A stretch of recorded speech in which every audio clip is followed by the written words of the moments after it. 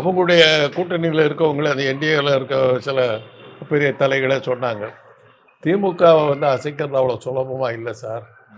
நாம என்னென்ன விதத்தில் வந்து ஓட்டுக்களை மாற்றலான்னு பிளான் பண்ணுறோமோ அந்த இடத்துல தான் ஆளை வச்சிருக்காங்க. அவங்க ஒவ்வொரு ஓட்டுக்கும் ஒரு ஆளை வச்சிருக்காங்க.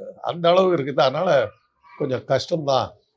மற்ற பீகார் மாதிரியோ மகாராஷ்டிரா மாதிரியோ தமிழ்நாட்டில் செய்கிறது அவ்வளோ சுலபம் இல்லை. ஏன்னா திமுகவினுடைய தேர்தல் களம் ரொம்ப ஸ்ட்ராங்காக இருக்குது அப்படின்னு.